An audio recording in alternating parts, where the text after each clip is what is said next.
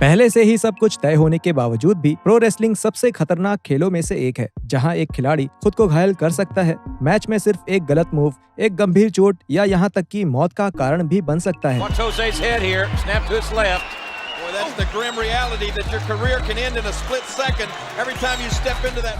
ये सिर्फ एक मामूली सी गलतफहमी या गलत तरीके से गिरने के कारण भी हो सकता है, जिसके बाद रेसलर खुद को अस्पताल में पाता है। सालों से WWE जैसी टॉप कंपनीज गंभीर चोटों से निपटने में काफी बेहतर हो चुके हैं, क्योंकि उन्होंने इस पर काफी जल्दी ध्यान दिया और रिंग में रेसलर्स को हर समय पूरी सुरक्षा देने के लिए उनके पास एक काबिल मेडिकल टीम भी होती है। हालांकि इतने सालों से WWE मैच के दौरान काफी चोट लगती रही है, जिसकी वजह से किसी सुपरस्टार को तुरंत अस्पताल या लोकल मेडिकल सुविधा के लिए जाना पड़ा है, जिसे WWE जरूरत के मुताबिक तय करता है। रेसलमेनिया में हमारे साथ जुड़ें और देखें 10 सुपरस्टार्स को जिन्हें मैच के बाद तुरंत असल में अस्पताल ले जाना पड़ा।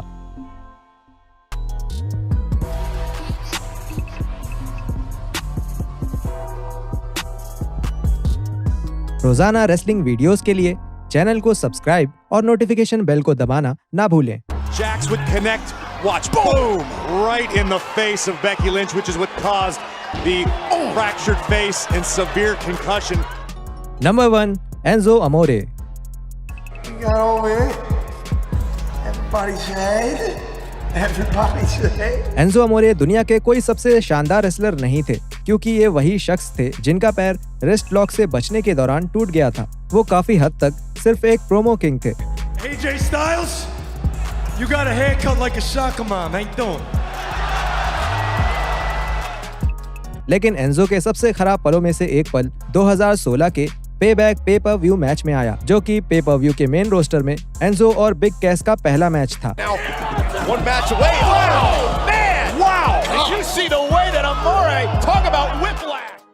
मैच के शुरुआती पलों के दौरान साइमन गॉच ने एंजो को रोप्स की तरफ धक्का दिया, जिससे एंजो बीच के रोप से टकरा गए, जिसके बाद उनका सर रिंग मैट से टकराया और वो फिसलकर नीचे रिंग के किनारे गिर गए।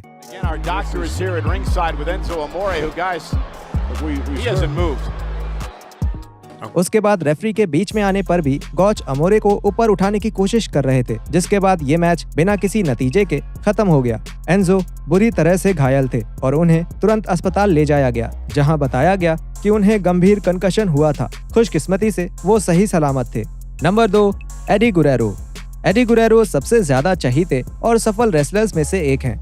उनके मैच और किरदार को जिंदा कर देने वाले प्रोमोस WWE के इतिहास में हमेशा के लिए अमर बन गए हैं।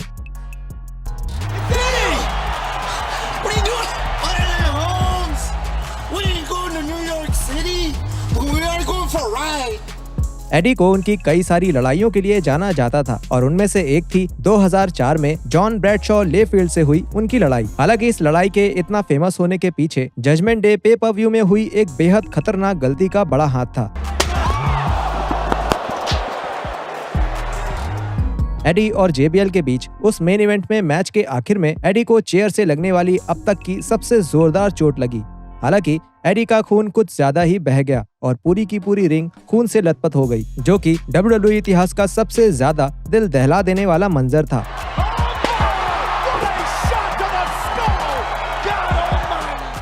मैच के बाद एडी अपने भतीजे चावो के साथ अस्पताल गए और खुशकिस्मती से एडी सही सलामत थे और अगले स्मैकडाउन के शूट में फिर से लड़ने की हालत में थे। Number 3, Droz. The day I was there, they were beginning a push for draws. इस लिस्ट में ड्रॉज की कहानी सबसे ज्यादा दिल दहला देने वाली कहानियों में से एक है, क्योंकि अक्टूबर 1999 में स्मैकडाउन की शूटिंग के दौरान ड्रॉज डीलो ब्राउन का सामना कर रहे थे। डीलो ब्राउन इस मैच के दौरान ब्राउन अपनी जानी मानी मूव रनिंग पावर बॉम्ब मारने जा रहे थे। ये एक ऐसी मूव है जिसका इस्तेमाल ब्राउन आमतौर पर हर मैच में करते हैं और ड्रॉज के ऊपर वो पहले भी ये मूव इस्तेमाल कर चुके हैं, लेकिन इस बार ब्राउन ये मूव करते समय सही पकड़ नहीं बना पाए, जिसकी वजह से ड्रॉज गर्दन के बल नीचे गिरे और उनकी गर्दन की 2 हड्डियां टूट गईं। इसके बाद मेडिकल स्टाफ तुरंत रिंग में आए और बताया कि उन्हें तुरंत अस्पताल ले जाने की जरूरत है, जहां उनकी रीढ़ की हड्डी में सूजन को कम करने के लिए एक इमरजेंसी सर्जरी की गई। बदकिस्मती से ड्रॉज पैरालाइज हो गए। उनकी गर्दन के नीचे का हिस्सा किसी काम का नहीं रह गया था। ड्रॉस को कई सालों तक WWE परिवार का एक हिस्सा बनाकर रखा गया, क्योंकि वो WWE.com और WWE मैगजीन के लिए कई सारी आर्टिकल्स लिखा करते थे। Number 4, Hardcore Holly. And if you try to stop me, you greasy-haired little freak, I'll beat those stupid tattoos off your body. Hardcore Holly एक बहुत मंझे हुए और ताकतवर रेसलर के तौर पे जाने जाते थे और माना जाता था कि रिंग के अंदर और बाहर दोनों ही जगह बहुत खतरनाक है। हालांकि उनका इतना खतरनाक होना उनको घायल होने से नहीं बचा सकता था।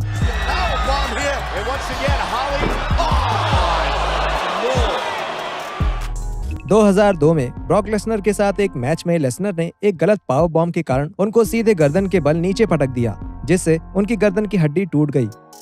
You broke my neck. But you made one big mistake. You didn't finish the job. बाद में हॉली ने ये माना कि ये लेसनर के पास ज्यादा एक्सपीरियंस ना होने के कारण हुआ था, और साथ ही उन्होंने ये कहा कि उनके मन में लेसनर के लिए कोई गुस्सा नहीं था। हॉली ने किसी तरह अपनी टूटी हुई गर्दन के साथ इस मैच को जारी रखा, लेकिन मैच के तुरंत बाद उन्हें पास के अस्पताल ले जाया गया। Brock, I'm gonna break your neck. Lesnar के साथ WWE टाइटल के लिए मुकाबला करने के लिए WWE में अपनी वापसी के पहले उनको साल भर इंतजार करना पड़ा। नंबर 5, वेड बैरेट। WWE में अपने समय के दौरान वेड बैरेट एक बड़े स्टार हो सकते थे, But I'm afraid I've got some bad news. बदकिस्मती से एक चीज जो बैरेट का साथ नहीं दे रही थी वो थी WWE करियर के दौरान उनको लगी बहुत सारी चोट। उनकी सबसे खतरनाक चोट में से एक रेसलमेनिया 28 के लिए हो रहे रॉ के एक बैटल रॉयल मेन इवेंट के मैच के दौरान लगी। उन्हें ये चोट तब लगी जब वो रिंग के बाहर थे और बिग शो ने डॉल्फ जिगलर को उठाकर बैरेट के ऊपर फेंका। हालांकि बैरेट ने जिगलर को गलत ढंग से पकड़ा और इसकी वजह से उनको चोट लग गई। झटका लगने से बैरेट की बाईं कोहनी अपनी जगह से खिसक गई और इससे उनको बेहद दर्द सहना पड़ा। इस चोट के बाद उन्हें तुरंत अस्पताल ले जाया गया और इस चोट के कारण बैरेट को करीब 8 महीने टीवी पर आने का मौका नहीं मिल सका। My fists are my weapons of choice. वापस आने पर वो एक नए बारनेकल फाइटिंग कैरेक्टर के रूप में मुकाबला किए, जो कि छोटे समय के लिए रहा।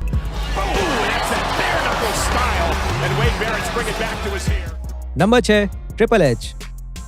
When it first happened, I didn't know what the hell happened to me. It felt like I'd been shot in the thigh. 21 मई 2001 के मंडे नाइट रॉ में ट्रिपल एच को WWE टेलीविजन पर देखी गई आज तक की सबसे खतरनाक और कैरियर को खत्म कर सकने वाली चोट का सामना करना पड़ा। इस मेन इवेंट के दौरान ट्रिपल एच और स्टोन कोल्ड स्टीव ऑस्टिन का सामना क्रिस जेरिको और क्रिस बेनवा से हो रहा था। ये मैच न सिर्फ इस चोट के लिए देखने लायक था, बल्कि रॉ के इतिहास में इसको सबसे शानदार मैच में से एक माना जाता है।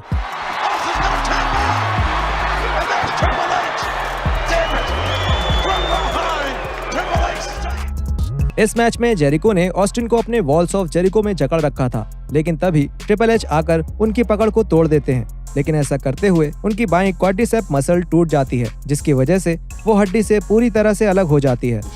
Strong sensation here of a pop, and it, that felt like electricity went up my leg, and I guess that was it tearing.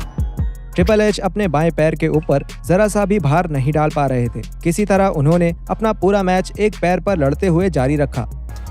The way I figured if I can still move, I can still go, so can't stop me that easy. जैसे ही match खत्म हुआ, triple H को तुरंत अस्पताल ले जाया गया और उनको अगले 1 साल तक रिंग से दूर रहना पड़ा और उन्हें WCW और ECW इन्वेजन की कहानी से पूरी तरह से बाहर होना पड़ा। नंबर 7, जोई mercury. But let me be the first to say, you guys are cool.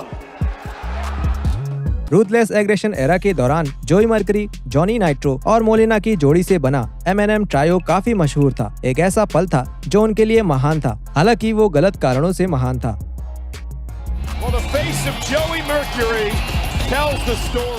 M&M 2006 के आर्मेगेडन पे-पर-व्यू में टैग टीम टाइटल के लिए Dave Taylor, William Regal, Paul London और ब्रायन केंड्रिक और लेजेंडरी हार्डी बॉयज के खिलाफ होने वाले 4-वे लैडर मैच का हिस्सा था। मैच के बीच एक समय में जेफ हार्डी रस्सी से सीढ़ी के ऊपर कूद गए, जिससे वो सीढ़ी ऊपर की ओर उछलकर मर्करी और मॉरिसन दोनों के चेहरे में जा लगी। ये एक ऐसी मूव थी जिसे असल में TLC मैचों में अक्सर इस्तेमाल किया जाता था, इसलिए ये कोई नई बात नहीं थी और ना ही कोई ऐसी चीज थी जिसके कारण ऐसी गंभीर चोट लगनी चाहिए थी। Like a somersault, and watch the leg. right into the jaw and the nose. बदकिस्मती से मरकरी ने अपना हाथ ऊपर नहीं किया और उनके चेहरे पर एक जोरदार झटका लगा। बदकिस्मती से मरकरी का चेहरा खून से पूरा लथपथ हो गया। मरकरी को तुरंत मैच से बाहर किया गया और जल्दी से और भी ज्यादा बिगड़ सकती थी। Number 8, the Undertaker.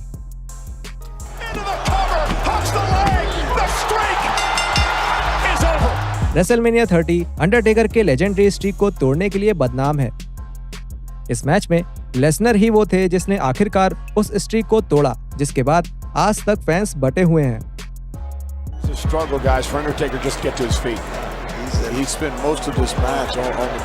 बदकिस्मती से वो मैच उतना शानदार नहीं था जो फैंस अंडरटेकर के रेसलमेनिया मैच से उम्मीद करते हैं। ऐसा इसलिए था क्योंकि अंडरटेकर को मैच में जल्द ही कंकशन की समस्या हो गई थी और सही मायने में उनको कुछ पता नहीं चला कि मैच में चल क्या रहा है।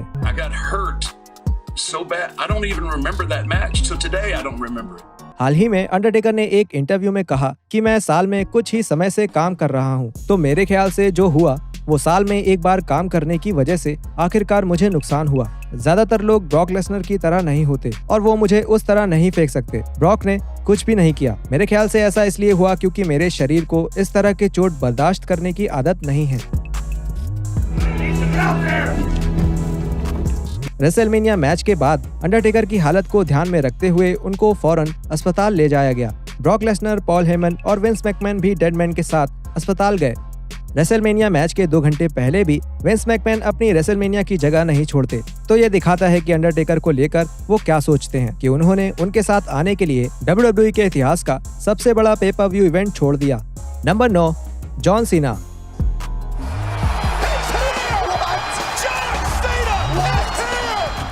जॉन सीना WWE हिस्ट्री के सबसे बड़े नामों में से एक है, लेकिन इतने सालों के दौरान उन्हें भी कई बार चोट का सामना करना पड़ा है।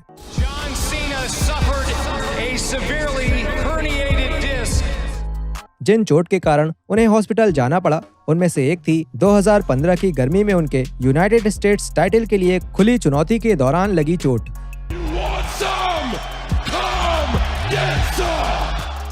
27 जुलाई के रॉ में WWE चैंपियन सेथ रॉलिन्स से अपना यूएस टाइटल को बचाया था।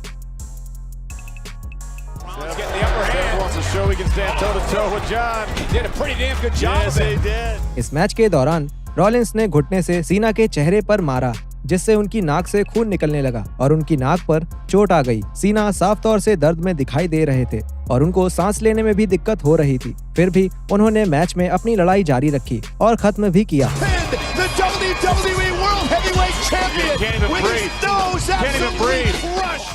WWE को बयान जारी करना पड़ा क्योंकि काफी सारे फैंस कई बार के वर्ल्ड चैंपियन रह चुके सीना की हालत को लेकर परेशान थे।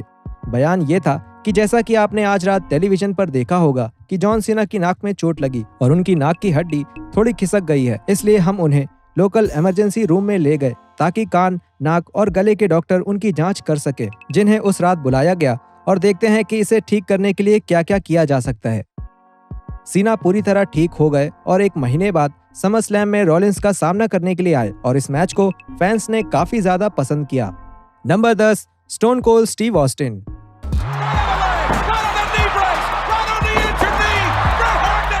Legendary stone cold Steve Austin का चोट खाने का एक लंबा इतिहास रहा है, जो 2003 के रेसलमेनिया 19 में समय से पहले उनकी रिटायरमेंट का कारण बना और उसके बाद उन्होंने कभी रेसलिंग नहीं की।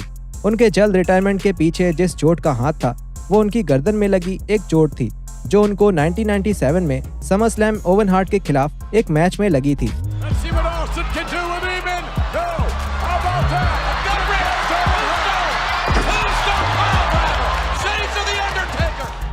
इस मैच में ओवेन ने ऑस्टिन को टूमस्टोन पाइल ड्राइवर देने के लिए उठाया, लेकिन ऑस्टिन का सर काफी नीचे था और जैसे ही उनका सर मैट से टकराया तुरंत ही उनकी गर्दन टूट गई। इस मूव के बाद ऑस्टिन कुछ समय के लिए पैरालाइज्ड हो गए और हार्ट ने ट्रेडिशनल हील वाली ट्रिक करके दर्शकों को दिखाया। तब तक ऑस्टिन शरीर हिला पाने की हालत में आए और उन्होंने ओवेन को रोल अप किया ताकि मैच खत्म हो सके। मैच के बाद उन्हें तुरंत अस्पताल ले जाया गया ताकि डॉक्टर उनकी गर्दन की हालत की जांच कर सके।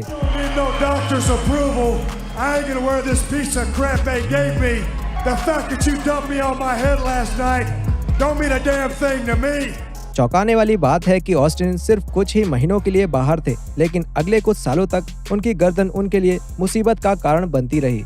और यहाँ आपने देखा 10 WWE रेसलर्स जिन्हें मैच के बाद तुरंत अस्पताल ले जाया गया। ऐसे और भी बहुत सारे मौके रहे होंगे, लेकिन हम इस पार्ट में सिर्फ इतना ही रख पाए। अगर आप इसका पार्ट 2 चाहते हैं तो नीचे कमेंट्स में हमें जरूर बताएं। अगर आपने सब्सक्राइब नहीं किया है तो कर दें और खास लिस्ट के लिए हमें इंस्टाग्राम और फेसबुक पर फॉलो करें। मैं आपसे अगली बार मिलूंगा और कई सारे रेसलिंग कंटेंट्स के साथ।